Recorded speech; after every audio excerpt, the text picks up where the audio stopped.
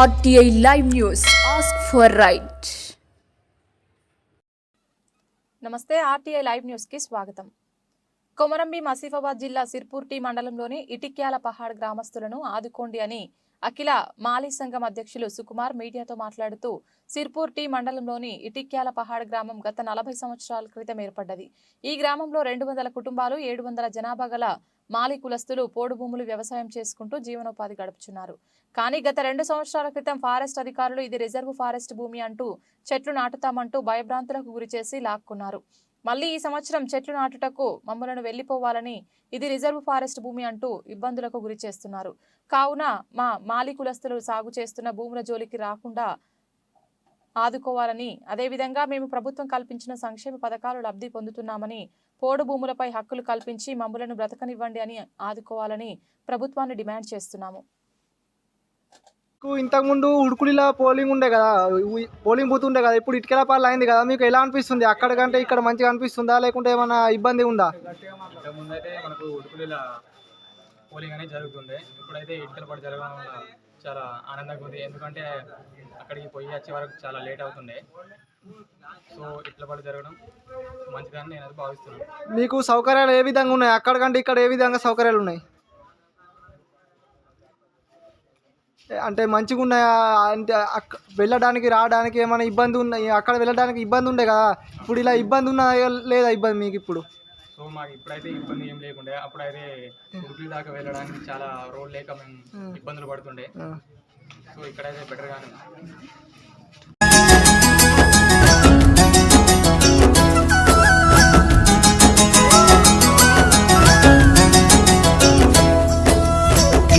ఇదే నా పల్లెటూరు, ఇదే నా తల్లిగారు, మా ఊరి పాడి పంట రాములోరి దీవెనంట.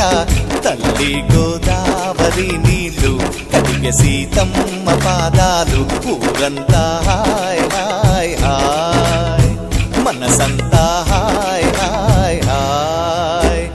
ఇదే నా పల్లెటూరు, ఇదే నా తల్లిగారు, మా ఊరి పాడి పంట రాములోరి దీవెనంట.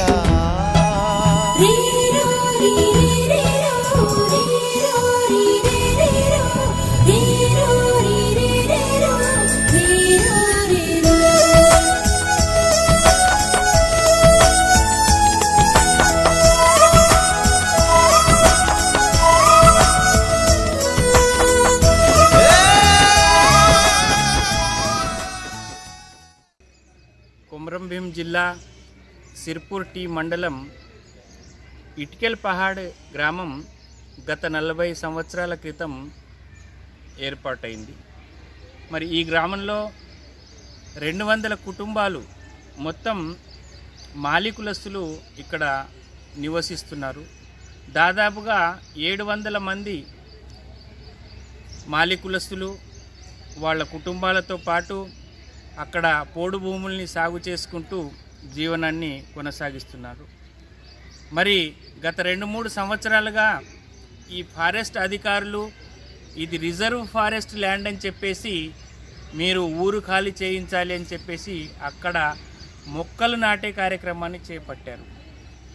మరి గత 40 సంవత్సరాలుగా జీవనాన్ని కొనసాగిస్తూ ఆ పోడు భూముల్ని నమ్ముకుని బ్రతుకుతున్నటువంటి మాలీ కులస్తులు ఉన్న పలంగా గ్రామాన్ని ఖాళీ చేయండి, మీ భూముల్ని మాకు ఇచ్చేయండి అంటే వాళ్ళు ఎటు పోవాలి, ఏం పోవాలి? కాబట్టి ఇది అనాలోచితమైనటువంటి నిర్ణయము.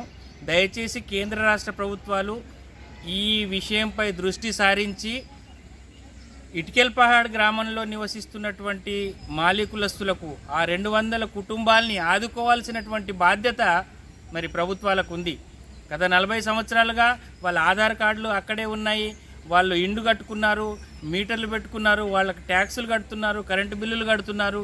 మరి వ్యవసాయాన్ని చేసుకుంటూ బతుకుతున్నటువంటి వాళ్ళని ఉన్న పలంగా ఖాళీ చేయమంటే ఇది న్యాయం కాదు.